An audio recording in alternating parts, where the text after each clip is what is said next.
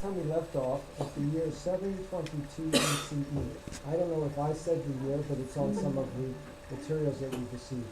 So of the years, there's a handful of years that are important for us to know. 722 BCE was the conquest of Israel by the Assyrian king, Shalmaneser. And we learned at that point, as we were last week studying the kings of Israel who succeeded Solomon, that Shalmaneser's way of dealing with his conquered populations was to mix up the populations. He moved some of the people from Israel to other parts of his empire, moved in populations from other parts of his empire, from our point of view, Gentile populations, into the Israel tribal areas, and thereby mix them up, and thereby undermine any unique identity that these various ethnic groups might have. The apparent result was that the tribes of Israel, or what we call the 10 lost tribes, are lost. We don't really have any record of their, as a group, having any impact, presence, remembrance in history since that early 8th century BCE event. Now, this event was also traumatic for the southern kingdom, for Judah, and that's where we're going to begin to look at things. Remember, Judah in many ways is itself a remnant. It's sort of the remnant of Israel, because the northern kingdom consisted of 10 tribes. Apparently the bulk of the Israelite kingdom that David and Solomon had built up. And it was now sort of left alone. Its brethren had been destroyed. And not only that, but the same power that had destroyed northern kingdom of Israel, was threatening to work the same fate upon Judah. So there was a kind of sense of loss, but also a fear of what might happen to them in the future, that it might be the same thing. Was there a report or an option for the other tribes to basically come into the new Judah? It's a good question. We don't know. I mean, if you look at the documents that we have, which are just basically the biblical documents for the most part, we don't see any evidence of that. I think it's reasonable to assume that probably some did. But let's just assume that for a moment, okay? Interestingly, that's not reflected, as far as I know, anywhere in the Bible. Okay? So what is reflected is this foreboding with respect to what happened to the north, that something like that's going to happen to the south, and a lot of saber rattling by Assyria to back out. Okay. And is there any speculation as to why they didn't continue the Syrian the two tribes in the south? Yes, and that's reflected in the book of Kings, and we'll look at some of that today. Okay, but now let's go back now to the point at which the kingdoms were split. This is before Israel was destroyed, because you remember, we were tracing Israel from the split to the end of Israel. Okay, now we're going to do the same thing for Judah. We have to go back now to the split. This is now before Israel was conquered by Assyria. So we're going back to about 924 BCE.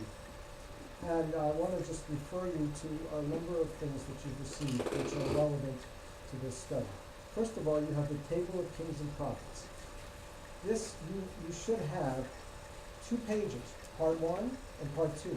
We were only interested in part 1 last time because part 1 contains the entire history of the kings of Israel. But you need both parts 1 and parts 1 and 2 to go through the history of the kings of Yehuda, of Judah, because that spanned a longer period of time. And if you look at this is what the charts look like. you see that it shows you comparatively where we are in Israel, where we are in Judah, side by side. Okay? And this side-by-side scheme that we have in front of us is nothing more than a reflection of what is in the Book of Kings. Because the way the Book of Kings is actually written, I mean, it would be, I think, well, I can only speak for myself, impossible to do this if I followed exactly the way the Book of Kings does it, because it would be so confusing, to teach. But basically what the Book of Kings does, it says, now while so-and-so was ruling in Judah, at that time, so-and-so in Israel became the king. And it keeps on doing this as you go along, so that you're essentially, you're following what was happening in both kingdoms side by side chronologically. And that's, I think, a brilliant achievement for the Book of Kings. Whether I'm up to transferring that in the classroom is another matter, but I could also plead that as following the outline of this course, which is to do the Israel and Judah separately, which I think is a good choice. Now, in addition to these two charts, that looks right. Is this the right? That's it. Yeah. Just look at the top, and if it says part one, Yeah. Yeah. part one, now you need part two also. So. Yeah. Now, the other thing that we referred to last time, so you should have it, is a summary of all the kings of Yehuda and Israel. These little one-paragraph narratives of each king. Okay? And for that one, you might want to turn to where the kingdom of Yehuda starts, which is on page 4. Now we gotta keep our fingers. Well, all you really, Some of them you have can, numbers. use as many fingers as you want, but in terms of what I'm gonna refer to, I'm gonna refer, each king is numbered on this page, these pages are the narratives, okay? I'm gonna refer to the numbers, you may or may not need to read them as we're going along, it's not, I hopefully what I'm gonna say will be sufficient for right now.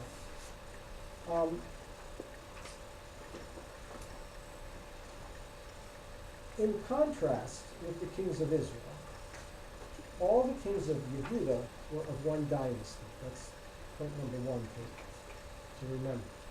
So what we saw with the kings of Israel was you had a dynasty of 2 kings, 3 kings, 4 kings at the most, maybe 5 kings at the most, and then a whole new dynasty.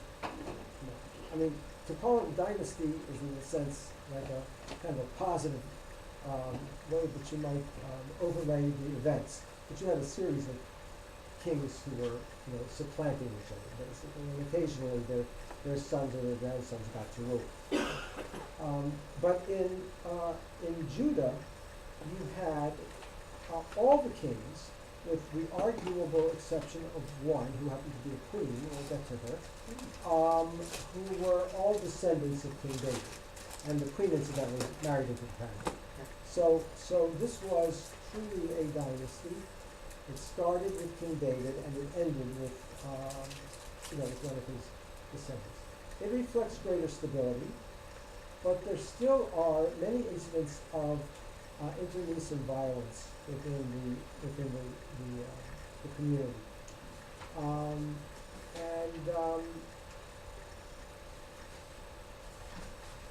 One of the things that we need to, I think, at some point be aware of is what the attitude of the Book of Kings is, both to the north and to the south, and where there are contrasts in attitude.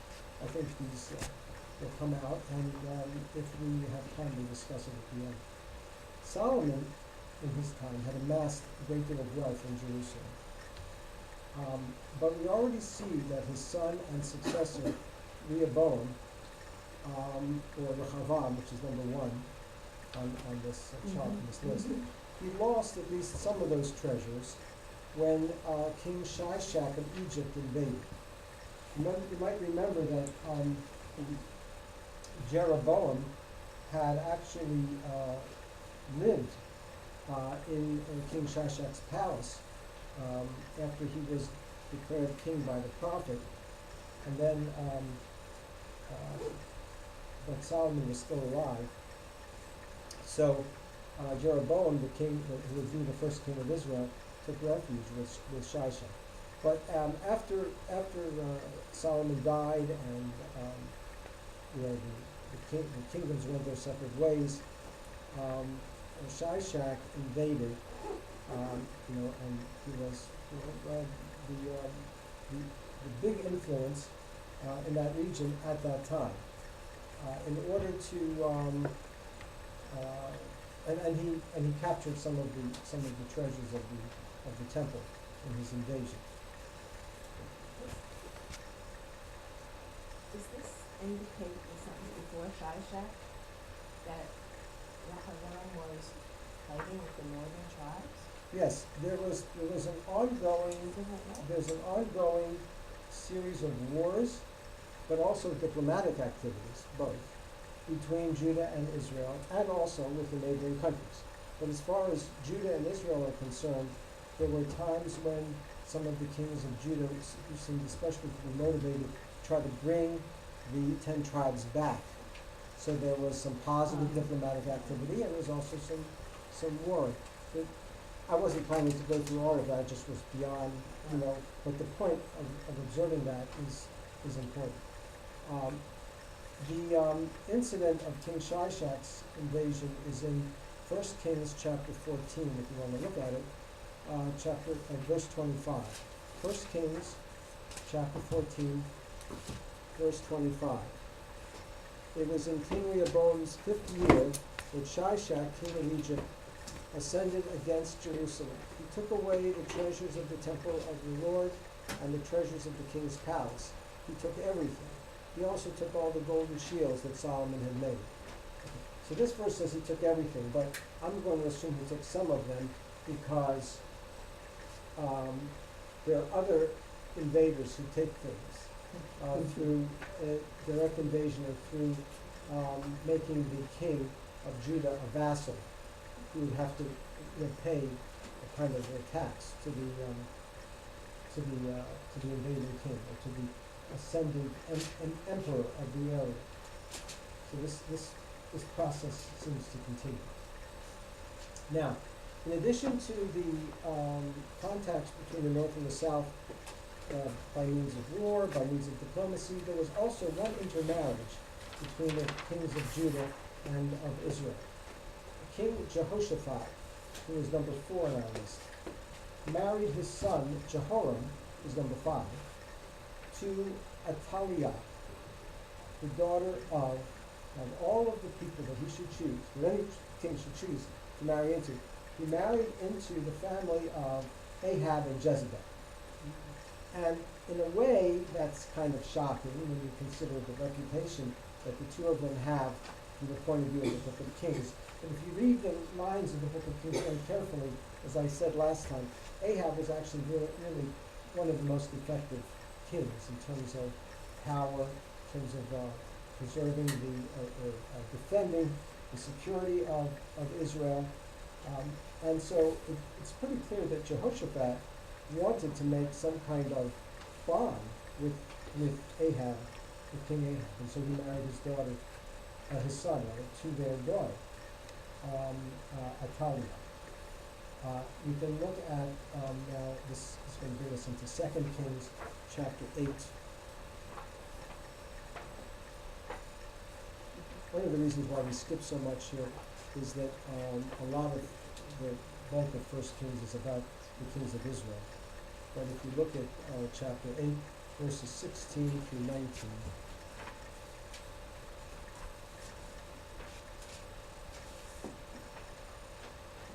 in the 5th year of Jehoram, son of Ahab, king of Israel. Now, this can be a little bit confusing because some of the kings had the same name. So here's Jehoram, was the son of Ahab, had the same name as the son of Jehoshaphat. And Jehoshaphat, king of Judah. Jehoram, son of Jehoshaphat, king of Judah, became king. He was 32 years old when he reigned. That's fairly old for these kings when they start. And he reigned for 8 years in Jerusalem. He went in the way of the kings of Israel, just as the house of Ahab had done. So this is the judgment of the book of Kings now.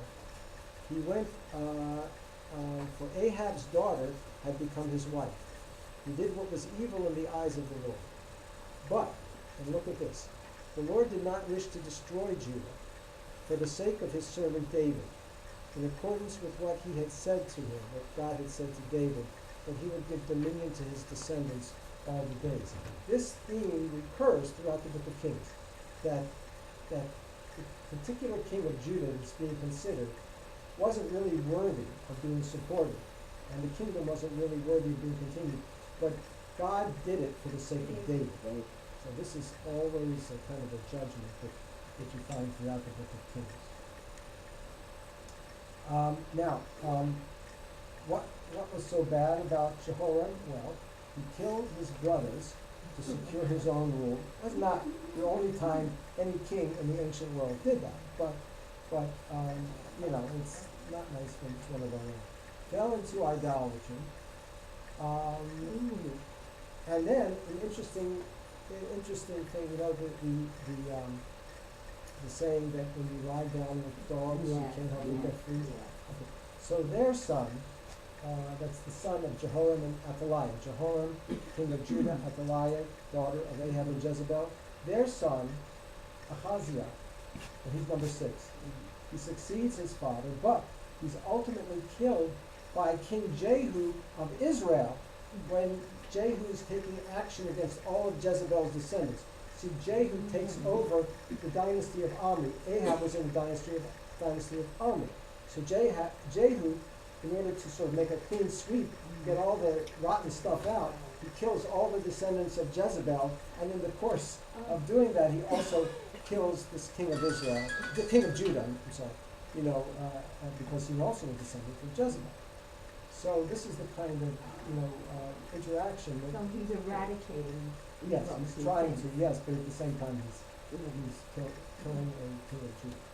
Okay. Now the narrator finds some good things and some bad things to say about all these kings, but he generally blames the decline of Judah's fortunes upon the idolatry of the kings and of the people. Now I know that idolatry is, it's sort of a distasteful thing to us, but it doesn't seem to have to modern Jews the same, tremendous disapprobation as it has in the Bible. One of the indications of how negatively the Bible, at least the book of Kings, sees idolatry is that it sort of attaches the decline of Judah not so much to bad governance or to the realities of the neighborhood in which it lived, which had these empires that were, all sort of vying with each other to control the trade routes that go through Judah, but rather it was because of Judah's idolatry. So that's the view of the book of Kings. Among the kings to remember, kings to follow, the good kings. Basically, you come up with 3 that were really, you could say that the book of Kings really kind of approved, in some limited way. And that would be Uzziah, or Uzziah. He had a different name besides that one. What number is he? That's a good question. He is number 10. And his name was also Azariah. He's probably best known to people because when Isaiah, the prophet Isaiah, speaks about the vision that he had of God's palace, he says that it was in the time when King Uzziah had died. So it's the end of Uzziah's reign. But basically he was a fairly good king. And another very king that the Book of Kings sort of elicits a certain amount of sympathy for is Hezekiah.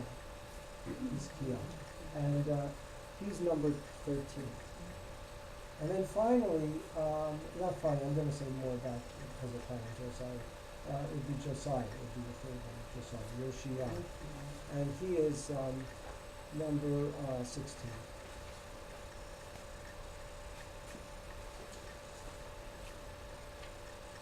So, if you want to look here at the summaries, on Uzziah, we have,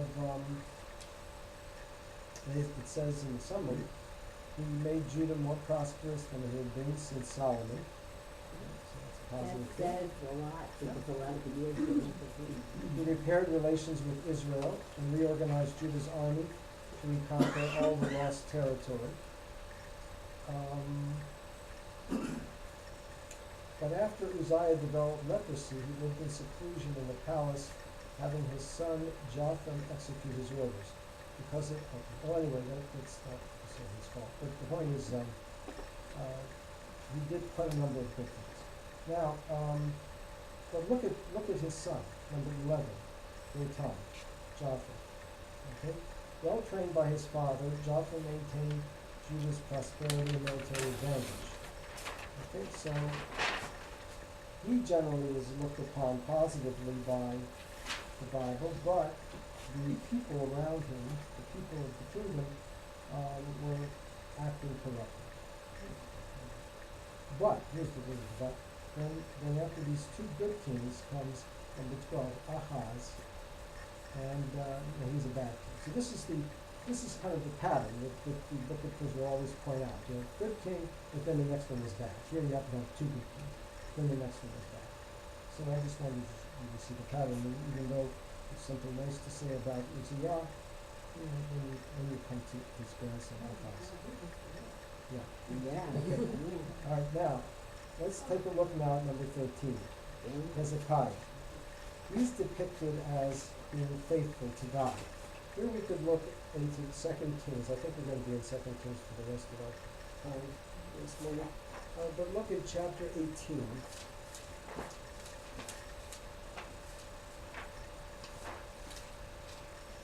Right at the beginning of chapter 18.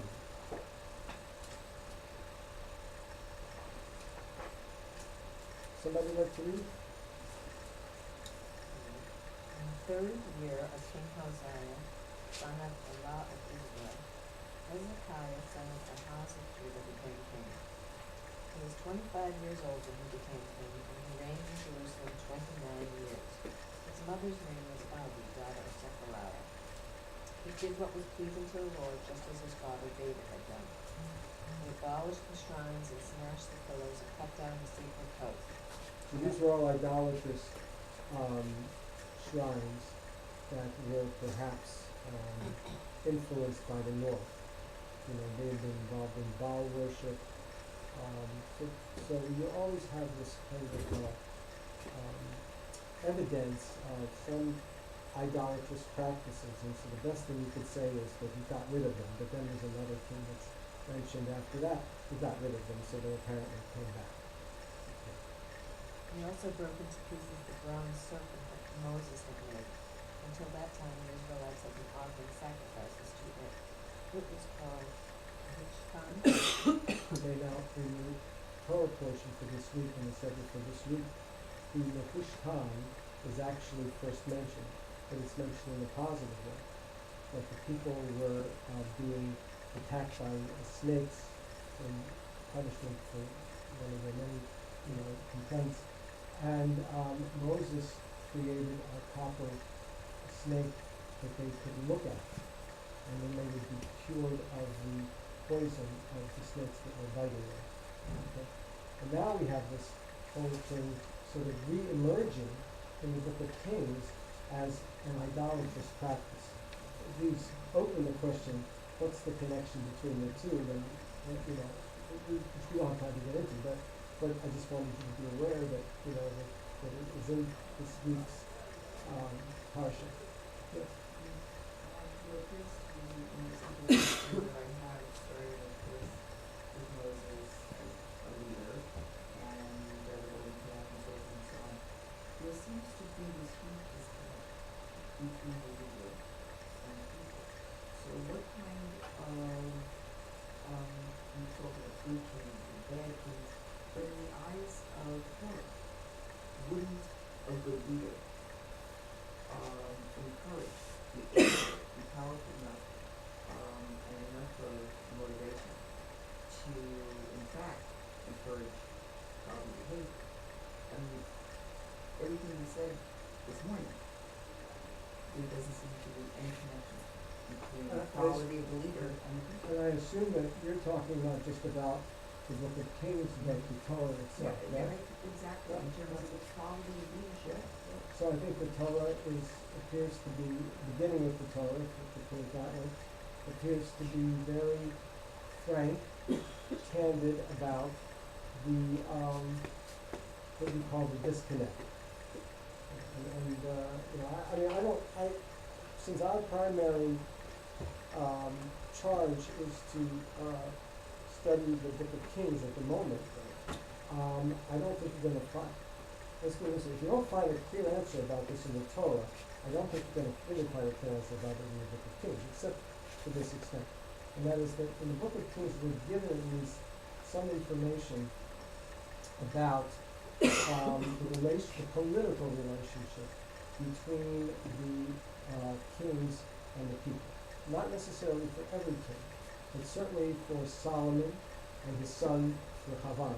We went over that 2 weeks ago, I think, or maybe last week, where Rehoboam comes up with, he counsels with his advisors.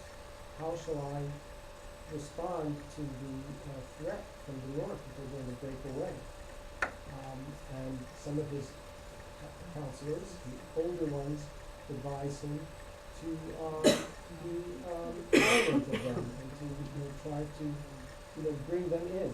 His younger advisors say be firm with them, don't show any mercy. He openly in the narrative of the book, he takes the advice of the younger counselors, and the result is this split in the kingdom. So this might be a reflection of the style of rule that Rehoboam followed, and possibly his descendants as well. So it might have been a high-handed, arrogant kind of rule. We're given at least that insight. That's all I can say. I don't have the full answer to your very full question, but But we did say this morning that in God, the honor of David was ameliorated in response to the people. In other words, how does that answer the question? because God is saying that perhaps if the people don't even, that there's a hope that there's an example that God is setting out, that even though he doesn't so, I'm enumerating it because he was an exemplar for you. Okay, but that's interpretation. You're interpreting. Right, oh, okay. Would you agree? Oh, of course. Okay. Of course. Right. But I think the other piece is that we're seeing in these books that once we get to a king, that God kind of, almost in a way, kind of steps back and says, you need this, like, you need to be like everybody else, then there are certain consequences of being like everybody else. I'm not gonna lose my cool and wipe you out, let everybody get wiped out, and that's because of the merit of David, but understand this is the path that we're on, and at some point you're gonna work it all out, and we end up with the rabbis and looking at, it looks very different. But I think that we've kind of talked about the fact that this has been a relationship that started where God really was really involved, and God's kind of saying, care about you, love you a lot, kind of like the kid who goes off to college, Yeah. right? I'm gonna let you make those Fine. decisions. To ameliorate Right, the merit of Right, David. for So sure. it's still And you there. still intercede, look, my mom still intercedes upon my behalf, and I'm a grown-up. And I think all of us who have adult kids, to some Right. extent, get involved and try to help our adult children, but we still let them make their own mistakes to some extent. Right, I but think- 420 years is I a long think- time. Well, if you consider how long the relationship's been going, 420 years is a blink of the eye, Rabbi. The good king and the bad king, this is all an interpretation of the scribe, because the scribe had a hand in writing the history, and they had a point of view. The point of view is if you follow the book of Devarim, I don't know. Deuteronomy. Deuteronomy, then you will be successful in the eyes of God. And the kings, some of them wanted to follow what is the norm of the day, and the norm of the day was idolatry. And some wanted to have it both ways. Some of the old Torah and some of the policy. So this is why we have it here in the way of looking at from the view of the Torah. Okay. I think it also speaks to how difficult, maybe impossible it is to walk that fine line between being a leader of the people and being an authority. And it's always this vacillating back and forth. We see it in politics today. The person who's just idealistic and wants to be pure and ends up being ineffective because they can't. It's not politically correct. And another time you're being firm and then you go too far, or it's interpreted as being too far. And it is this constant struggle. God himself itself has that struggle between destroying and rewarding and destroying and rewarding, and it's just this tension, this constant tension.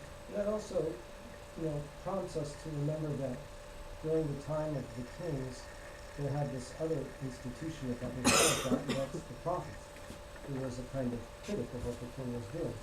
And while it's true that we see kings trying to be, as you put it, both an authority and an effective ruler, at the same time you also have this other source of authority who is, the prophet, who comes in and makes pronouncements, some of them are judgmental.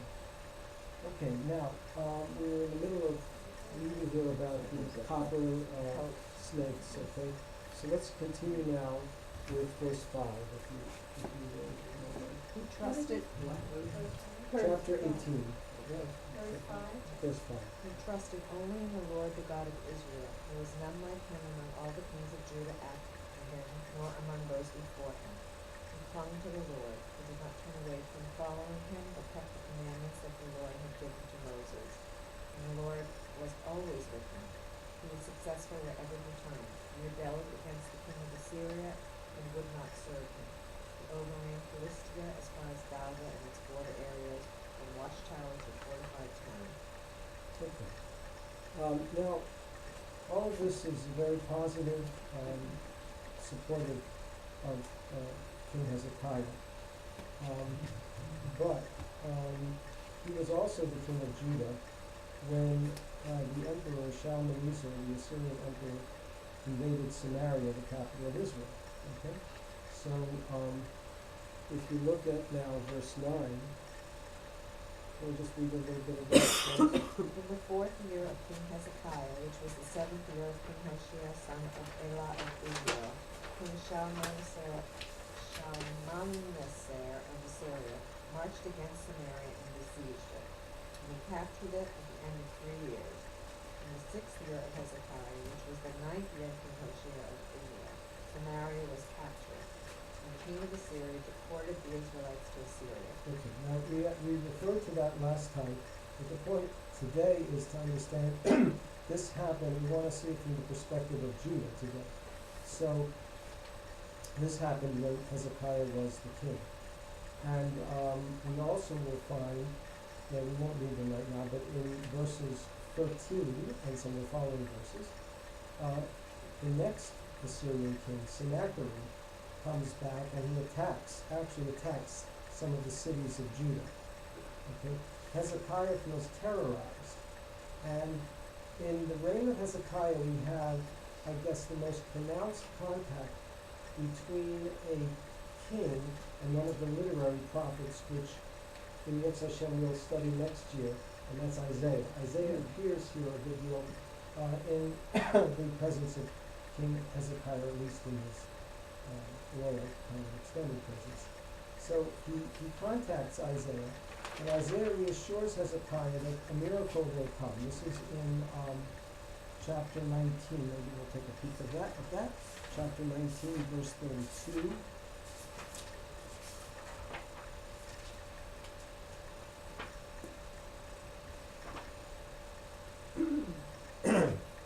And this is part of Isaiah's prophecy for Hezekiah's benefit. Thus says the Lord about the king of Assyria, he will not enter this city, meaning Jerusalem. And he may have entered other cities in Judah, but he won't enter Jerusalem. And he will not shoot an arrow there. He will not approach it with a shield, etc., etc. And he says that he will protect this city. And look at the verse 34. This is the last part of this prophecy. I shall protect this city to save it for my sake and for the sake of my servant David. Okay, so we have here a kind of assurance of protection, but it's not so much given for the merit of Hezekiah, but rather for David.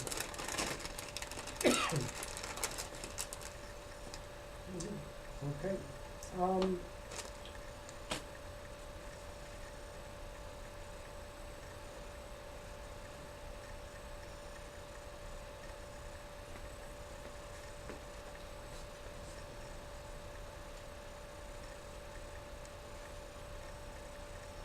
There's another encounter with Isaiah in chapter 20. This is actually probably a better known one, where Hezekiah becomes very ill. And it seems to be focused more just on Hezekiah himself. And Isaiah predicts the ultimate demise of Hezekiah's descendants, but that Hezekiah himself will survive personally.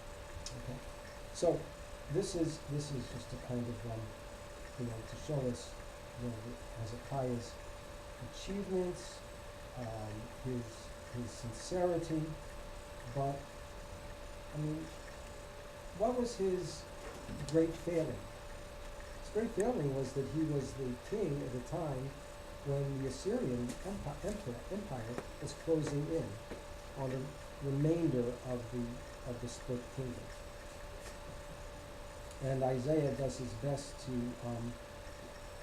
support Hezekiah spiritually, but we get a sense that there's a kind of impending doom, and there's really nothing that's entirely optimistic here. It's only temporary, whatever it is to say is temporary. Now,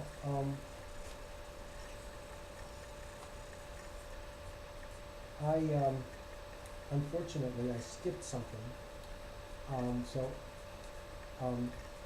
Try to keep where we are in mind, but I want to go back to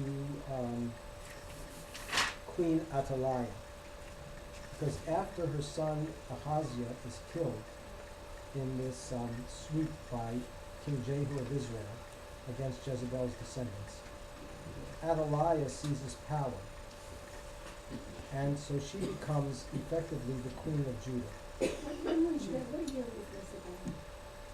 If you look at number 7, Athaliah, we're given the years 842 to 837 BCE. Okay? I'm sorry about my skipping, that was a mistake. So, while she's not really a descendant of King David, she married into the family. Okay? And she seizes power. And of course, being a true daughter of Jezebel, she promotes Baal worship, and she seeks to massacre all the heirs to the throne in order to assure her position. But one of her little grandchildren, Ahaziah's son, Joash, eludes the massacre, and he's actually hidden by the high priest, Jehoiada. He's hidden in the temple. I mean, this is a great story. And he's crowned at the age of 7. When Athaliah hears about this, she tries personally to intervene, and she's killed by an armed guard. Assuming that, I read into that if they hadn't killed her, she would have killed the grandchild. Oh, yeah. Yeah, Anybody who took a power, poor 7-year-old, second connected grader. to Jezebel. So she killed everybody else. It's similar to what the Arabs believe done, I think it was Shiites, that believe that their Prince Ali was murdered by the descendants of the king. Yeah, that's the whole big Yeah, that deal. whole thing, That's the whole thing, Big deal. with puzzles. yeah. Okay, now let's, we'll finish the detour back, now we go back to where we were with Hezekiah. So Hezekiah is number 13. If you look at number 14, his son Manasseh succeeds him. And this is the pattern that I mentioned before. Good king Hezekiah, bad king Manasseh. Okay? He restores idolatry, and he continues paying tribute to Assyria. Which sometimes is not a bad thing, it's just a necessary thing. But depending on your view. But the thing here is that I do want you to know, whenever the rabbis in the Talmud wanted an example of how even a good parent can have a bad child, they always point to Hezekiah and Manasseh. Yeah. So I want you to be aware where this comes from. Okay. Now, this is a map of Judah after the fall of Israel. So that's about where we are now. I'll just return the extras to me. Just take one and pass the list around. Just to sort of give you an orientation, and you can. I recommend reading these little boxes of red because they have a lot of important historical information. We're not going to look at them now because of the time issue, but you see that everything is sort of closing in now, especially if you compare it to the last map. Everything is sort of closing in now on Judah, and then don't forget that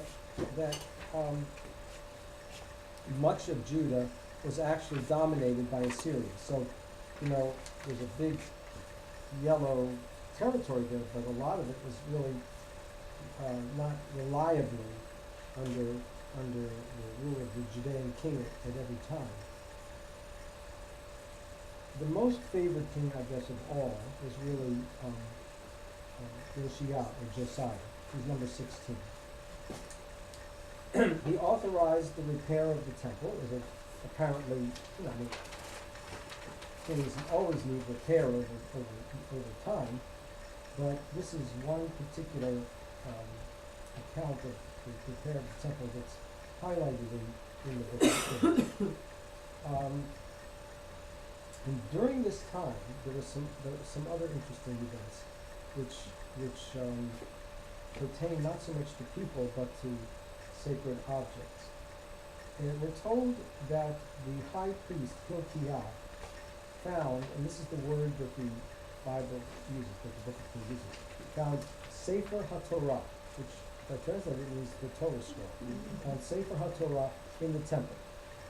And it's presented, this incident is presented in such a way as if that this was a find, this was not something that was expected. The high priest had a man named Shaphan, who was a sofer, who's called HaSofer, the scribe, read it. And then Shaphan, which implies that Hilkiah could not read it, maybe, possibly. And Shaphan reported it and read it to King Josiah. King Josiah consulted with a woman named Huldah, who is a prophetess. Okay, so you have all the disciplines here. You have the king, you have the priest, you have the scribe, you have the prophet, all together. And she confirmed its validity. Josiah commanded a reform to eliminate the Baal infrastructure completely, to wipe out all of the, I mean, he wasn't the first king to do this, as you've already heard, right? But this is described in the context of doing it in accordance with a document that had sort of come out of their presence up to now. And he says explicitly to comply with all the laws that are in this book, all the laws of the Torah. Let's take a look at chapter 23.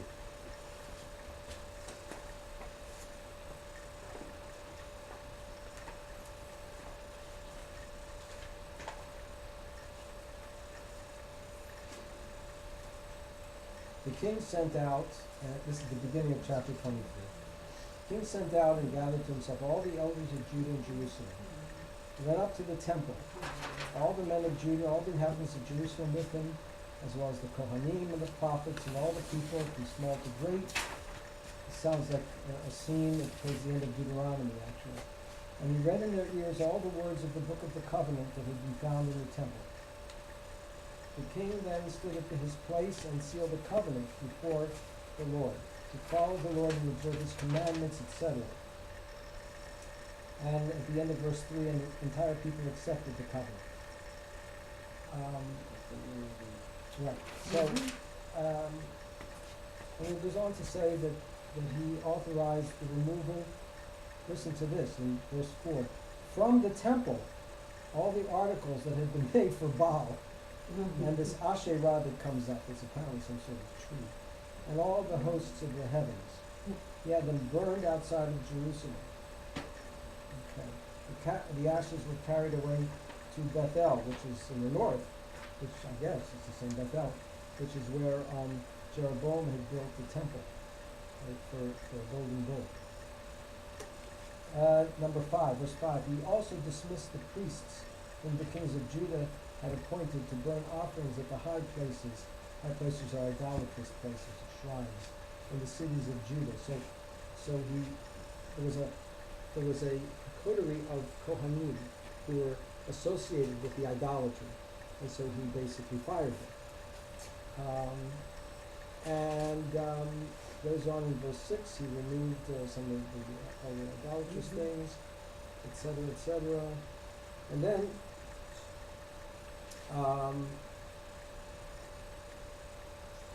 more of the same in the next few verses. He abolished the child sacrifice, and so forth. So, and, I mean, it's worth reading. We don't have time to read it all. So the question comes up: what was going on here? You know, I mean, what about this scroll that they discovered? Does that mean they didn't have any scroll of the Torah at all? They should. What do you think that this discovery is all about? Two ways of looking at this. They're really discussion in all of this, or there was a party that had really sort of taken this, coming back to the old ways and coming back to the old ways. Like they found one of the various Torahs in home, and they were there all along, and we are now looking at them and getting more information from them, and I guess feeling that they're more sacred because you found them and they go back. Well, yes, except that. So what are you saying then? That this description of finding the scroll was a kind of exaggeration. Kind of ridiculous. Well, is it like being born again, kind of, you know? Well, the word It's revival, been- somebody said it, you know, the word revival comes to mind, you know. And we discovered it's kind of linked to the story. Yeah. It's not so much a reform as a revival. I mean, the way some of you are describing, I'm not claiming to know what happened. but it sort of piques our imagination to try to understand that. Olga was a curious, and she wanted to influence the people to go back to the all the way. And she had a big influence on the king and on she had authority. So you see Huldah as a Yeah. prime source in this, even though she's not described in the narration as the prime The people figure. liked her. The people liked How do you know that? That was the tradition. Even Uh-huh. today, they have a gate of Huldah Uh-huh. in the city. Very interesting. So in other words, you're relating to us a tradition that sort of goes alongside of the Bible, but it's not explicitly in the Bible. It's like oral traditions, of Judaism. But Huldah was, that, valued as a.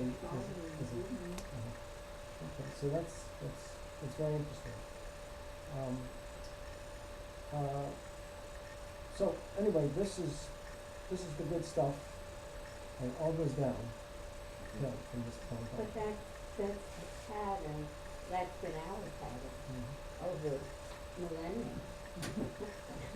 Sorry to say it that way. Sorry, I'm already depressed about it. When did we first hear of a Torah scroll?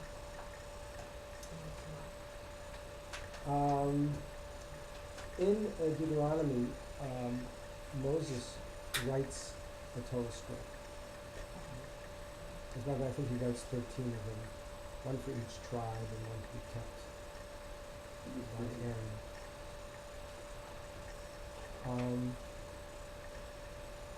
So, and there are other references throughout the Torah to the book of the Torah, the book of the covenant. This is before Babylonia, where you studied was the first time it was written in the Babylonian exile. No, neither, but I'm trying to understand what Bob was thinking of. Under Ezra, who we haven't gotten to yet, is we have the establishment of a regular public reading of the Torah. But some of that is an attribution by the rabbis of the Talmud. In other words, Ezra is a biblical figure, but they attribute to him the establishment of the regular Torah readings that we do. But that's not explicit, even that is not explicit in the book of Ezra, the book of Nehemiah, that relate the events of that time. The only thing that's explicit about Ezra is that there was a similar thing to what we're reading here happening then, where all the people came together and the book was read in their presence. So Ezra is an appropriate citation to parallel this, but it's the same kind of thing. It's not, we didn't have any, it's not, if you're just looking in the Bible itself, there's nothing really different than what we have here. So what is the understanding as to when the law was first written or physically? I guess this is new to me. I Okay. thought it was oral until the Babylonian exile. Well, I mean, some people may believe that, and that's always a possibility.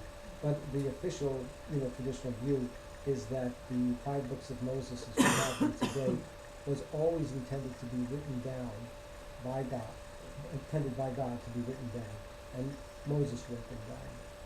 By the end of Deuteronomy, Moses had written the entire 5 books of them. And archaeologically speaking, when do we think they physically?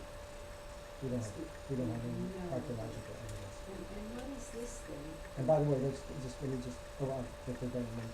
One other thing, I just should mention this, and it's not that I necessarily believe it, but there are some scholars who believe, from a scientific point of view, that they're taking a scientific point of view. Doesn't mean they're going to be able to convince you by proof, but they think there's a good evidence that the Sefer that was discovered by Hilkiah in Josiah's time was the 5th book of the Torah, the book of Deuteronomy. And one of the reasons why they believe that is that Deuteronomy is a kind of a review, to a great extent, of the first 4 books. And also, because it's written in a different voice than the other 4 books are. And also because, and here comes my skepticism, they like to tie up all kinds of loose ends as much as possible. It's an old midrashic practice that some of the scientific scholars who were trained originally in a traditional Jewish context have a habit of doing. But there's no, as far as I know, there's no proof of any sort that scroll was divine. Let me just finish with the last events before our time runs out. So there was a rapid decline over the next 23 years. Josiah, as good as he was in many ways, he angered the Pharaoh of Egypt who was still in influence, by trying to prevent Pharaoh's army from crossing through Judah to get to Syria in battle. So he involved himself in that, and the result was that he was killed in his trouble. Essentially, what Josiah had done was to rebel against the king of Egypt. And for that, his son Jehoahaz, who's number 17, was imprisoned by the Pharaoh, whose name was Necho II, who was imprisoned in Egypt. And the Pharaoh then installed another son of Josiah, instead of Jehoahaz. He installed Josiah's son Jehoiakim, and he's number 18. At that point, then Jehoiakim and Judah were now caught between Egypt on the west and the new, power, the nascent power of Babylonia on the east. Babylonia invaded Judah when Jehoiakim came to the throne, and made Jehoiakim a vassal.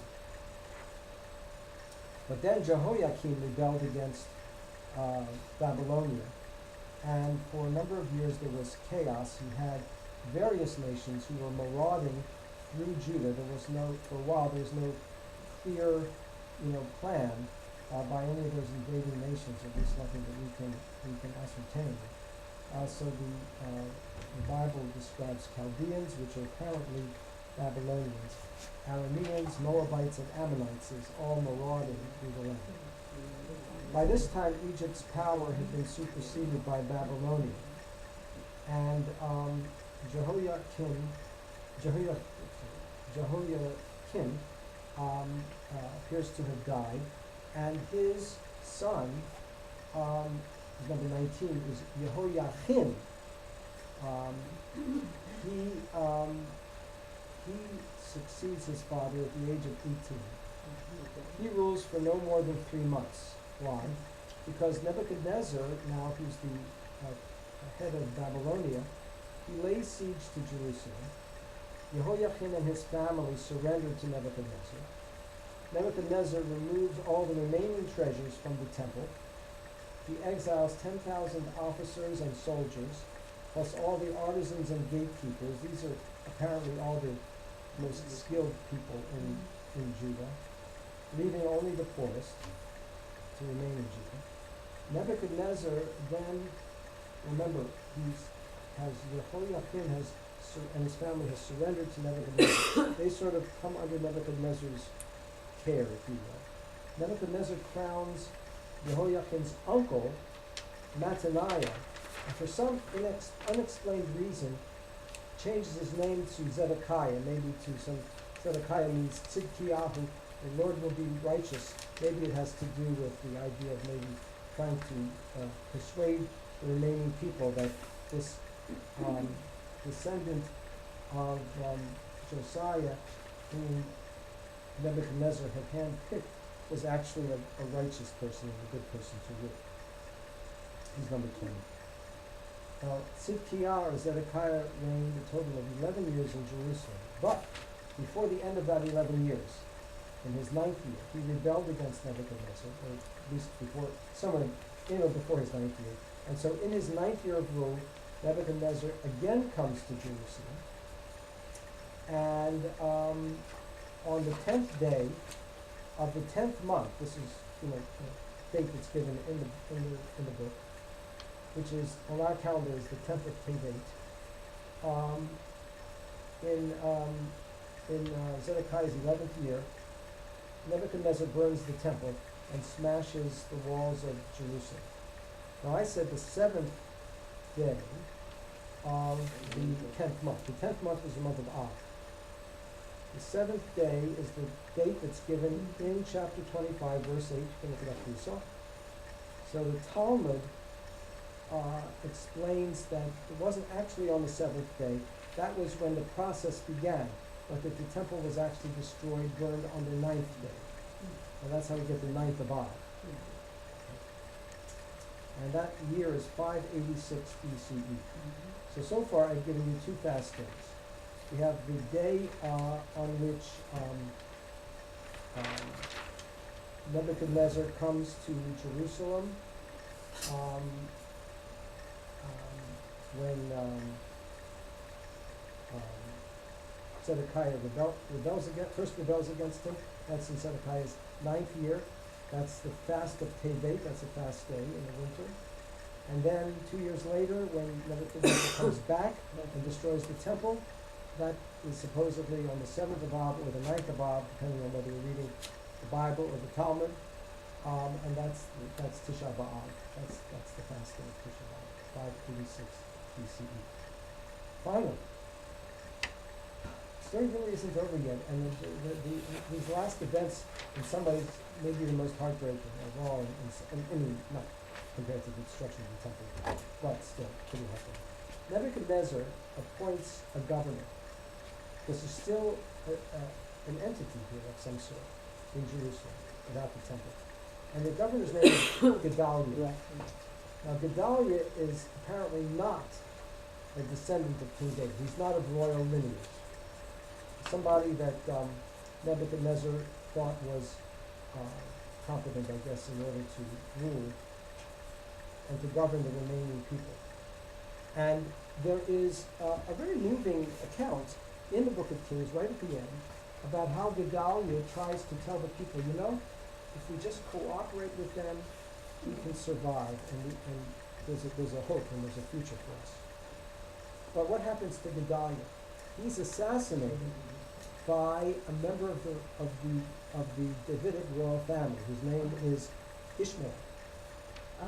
And he's assassinated in the 7th month. They're not given the exact date explicitly, but it's around the time of Rosh Hashanah. The 7th month is the month of Tishrei, when all of our fall holidays occur. And we have another fast day on the calendar called the Fast of Gedaliah, which the rabbis finally decided to observe right after Rosh Hashanah, so it's the 3rd day of Tishrei.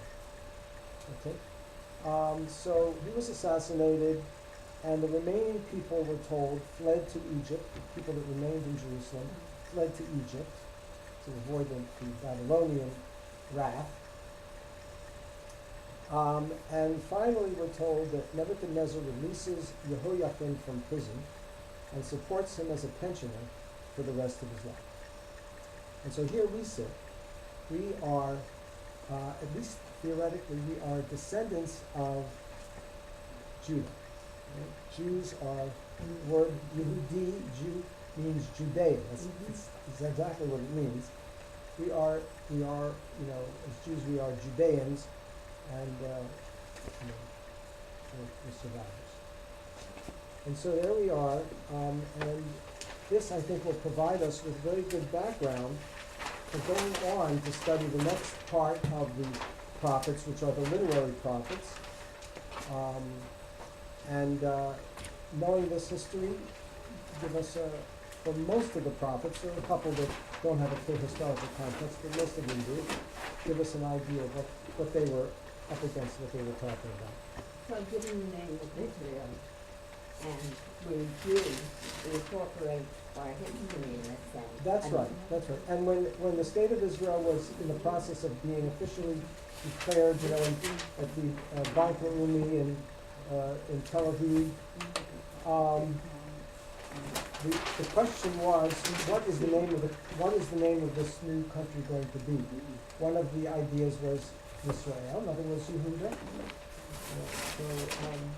But it's sort of combined history, picnic, and the fighting dutchman. Well, also, I think you have to remember that in our prayers, in the prayer book, we're referred to as Yisrael. Yeah. You know, so the Yeah, larger yeah. entity is Israel. Maybe there was a good deal of prescience in that because, you know, that it has occurred to people and it may occur in the future that there may be some possible way of descendants of these other tribes returning. I mean, I think I might have mentioned it, that the chief rabbinate, or one of the chief rabbis, not the chief, I think the Sephardic chief rabbi, I don't know his name at the moment, his theory was that the Ethiopians are actually descendants of the tribe of Dan, which is one of the northern tribes. But be that as it may, this is where we are.